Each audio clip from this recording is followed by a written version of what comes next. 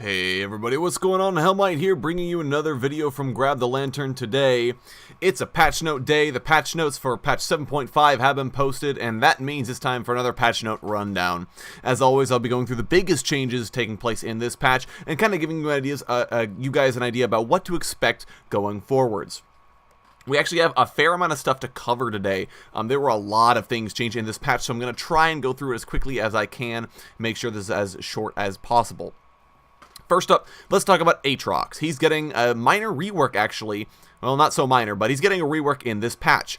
And now, before you start worrying, this rework is not intended to be final. This is just something to tide Aatrox players over for a while until they can look at him more closely.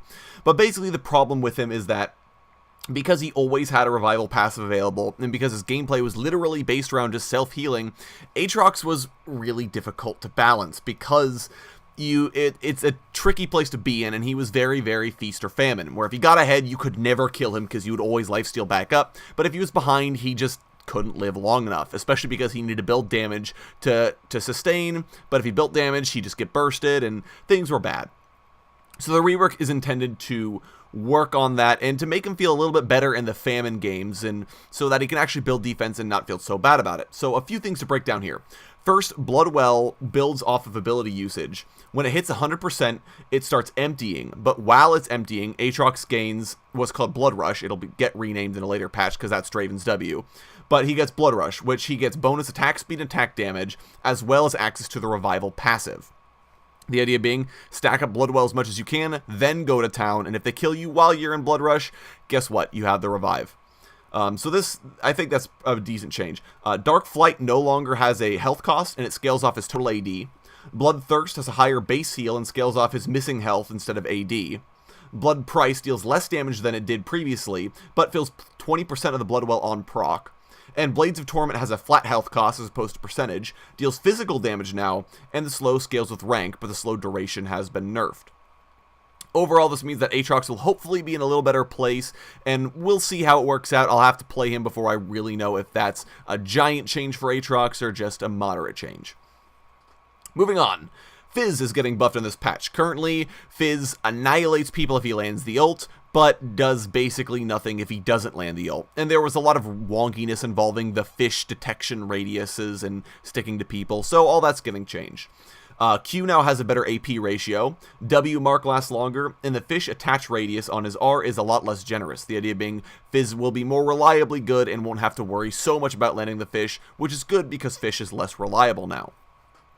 LeBlanc is also getting nerfed. Always happy to see LeBlanc nerfs in the patch notes. She is doing a lot of damage, and the problem with it is she's supposed to be a deceiver. But pretty much all of her damage is upfront damage, brute force damage, that she doesn't have to trick you or do anything sneaky for. She just presses Q, presses W, and annihilates your health bar. So she's getting nerfed.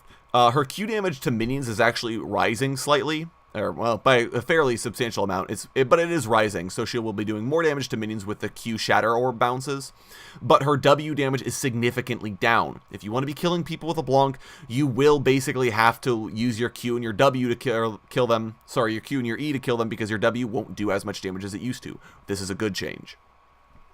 Ryze is also getting nerfed. He's been a very, very consistently good champion in the patch notes, and they're basically reducing his reliability at setting up ganks and the pressure he can put on a wave via flux. So a few relatively decent nerfs aimed at Ryze.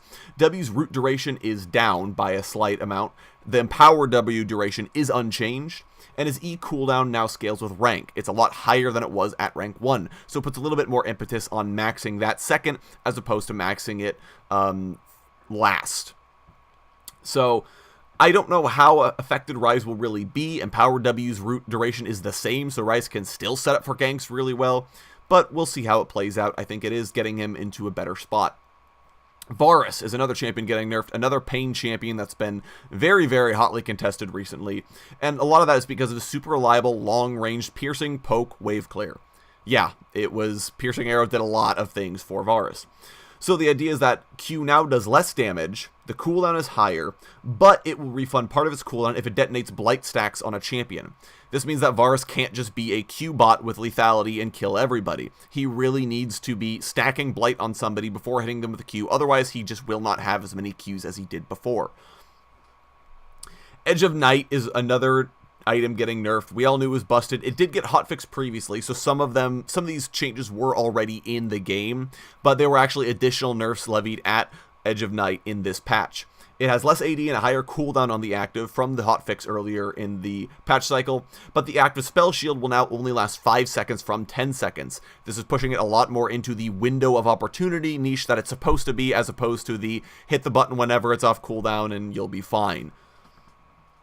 There are also a few mastery changes in this patch, the biggest one of which is that Bond of Stone is actually being replaced, and that's because it provided a fair amount of power, but it was all invisible power. You didn't ever notice that Bond of Stone just saved your life or that you were any more tanky than you were before. It just was a thing that existed. So it's getting changed to Stoneborn Pact. Stoneborn Pact gives you just flat out 5% increased maximum health, and any movement impairing abilities you use on an enemy champion will mark them. Allies that attack marked enemies will heal based on your maximum health. If you're a big tanky guy and you slow or stun or do anything to an enemy champion, allies that hit that guy will start healing. So I can see a few champions that might want to use this. Zac, for example, definitely bot lane supports that stack health. I don't know exactly where you're going to use it, but it does have niches where I could see it being useful. Deathfire Touch is getting a small nerf. The AD ratio is going down. Make no mistake, this is not a Deathfire Touch nerf, this is a Jhin nerf, and he needed it. So it won't really affect anybody else besides Jhin. Warlord's Bloodlust is also getting changed in this patch, because just constantly having lifesteal meant that you could never kill champions in lane. They just heal forever unless you all-in them and kill them. So now it's changing to work as an energize effect. So think Rapid Fire Cannon or Static Shiv. Basically, moving and attacking build charges. When you're at 100 charges, your next attack becomes energized and has bonus effects. In Warlord's Bloodlust case, you'll gain bonus lifesteal and movement speed on your energized attacks if you take Warlord's Bloodlust. I don't really know. I feel like this is basically going to shut out the mastery entirely. It just does not feel very good only having 50% lifesteal on your energized attacks. But we'll see. It might still see play. I don't really think so. It might synergize with people like Tryndamere, who was already going to be building crit and likes lifesteal, but I feel like Warlord's Bloodlust is basically now a non-factor in the game. And finally, Exhaust is getting nerfed. It was intended to be an anti-burst spell, but it was really good at also letting you just straight up kill people, so that's been getting changed. It now no longer reduces attack speed or resistances on the target. It will still reduce their damage dealt and their movement speed, so it's still good for dealing with the Zed, not so good at holding the Zed down to kill. Anyways, that's going to be it for me today. Let me know what changes you guys thought were the biggest changes in this patch. I would love to hear it from you. If you enjoyed the video, please leave a like. If you really enjoyed the video, consider subscribing. I upload a video every Monday, Friday, and on patch days like today. Once again, thank you guys so very much for watching, and I will talk to you all later.